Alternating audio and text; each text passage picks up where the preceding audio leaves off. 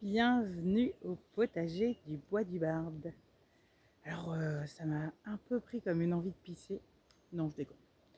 Mais en tout cas, je me suis dit, c'était l'occasion de se lancer. Se lancer pour vous présenter en fait tout ce qu'on fait au Bois du Barde. Et comme on est au printemps et que on est dans une période de crise, qu'on dit aussi crise alimentaire, puisque beaucoup de villes n'ont pas de résilience, je me suis dit, lançons-nous, on est en plein dans les semis. Donc depuis 15 ans, que moi personnellement je m'essaie au potager. J'ai lu, j'ai expérimenté.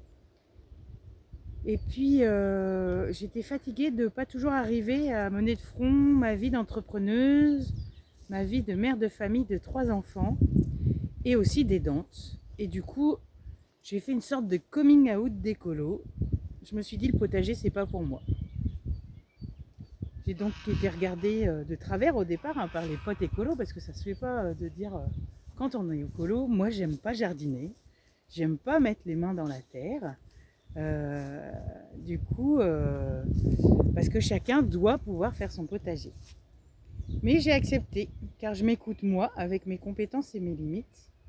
Et c'est ça aussi la permaculture humaine et sociale. J'ai compris que d'autres savaient vachement mieux le faire que moi. Et en plus, eux, ils y prenaient beaucoup de plaisir, ce qui n'était pas de mon cas. Car en plus d'être très occupée, personnellement, je suis hypersensible et j'ai le sens du toucher très développé. Et d'avoir le contact avec la terre, en fait, j'aime pas ça du tout, du tout. Donc, il y en a d'autres qui sont meilleurs que moi maintenant au Bois du Barde.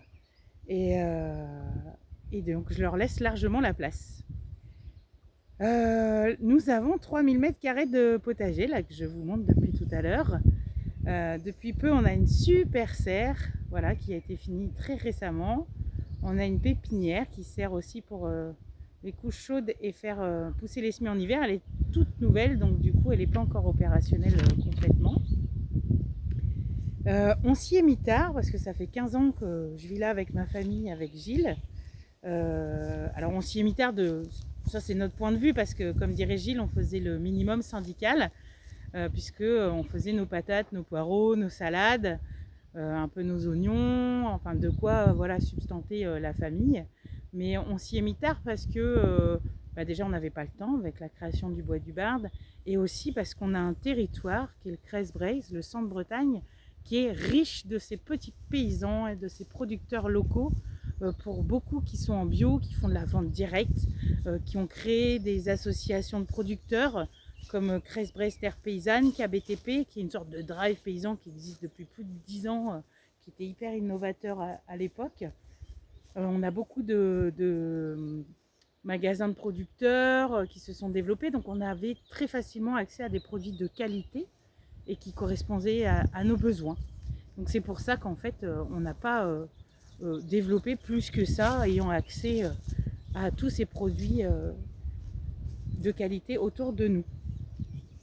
Alors on avait un objectif, c'était de nourrir les personnes qui vivent sur le lieu dans le collectif. Donc aujourd'hui on est 5 adultes et 3 enfants. Bon, j'avoue, il y a au moins un des adultes qui ne mange pas de légumes, je ne nommerai pas qui c'est. Et chez les enfants, sur les 3, il y en a au moins 2 qui ne sont pas funny quoi. Donc, mais malgré tout, on aime bien pouvoir faire l'idée de pouvoir faire nos conserves pour l'hiver. Et notamment, moi personnellement, mon petit rêve secret, qui ne sera plus un secret, c'est de faire ma propre ratatouille et mes melons. Parce qu'en Bretagne, il y a aussi des melons petits gris de Rennes, qui sont une variété endémique à notre région. Vous pouvez observer que nous, on a une terre très très riche. Alors c'est un détail, mais je voulais quand même vous en parler, parce que souvent les gens venaient chez nous et nous disaient mais vous faites pas de lasagne, en permaculture on fait des lasagnes. Je crois que surtout en permaculture, le premier truc, c'est de se poser la question et d'observer son terrain. Ça sert à rien de faire des lasagnes, qui était un mot donc à la mode. Les lasagnes, c'est une technique qui est adaptée à un sol en fait très pauvre, qui permet d'enrichir le sol de manière correcte. Je vais conclure avec ces mots. Et donc j'en profite pour remercier toutes les personnes qui nous aident depuis qu'on accueille en woofing depuis 6 ans.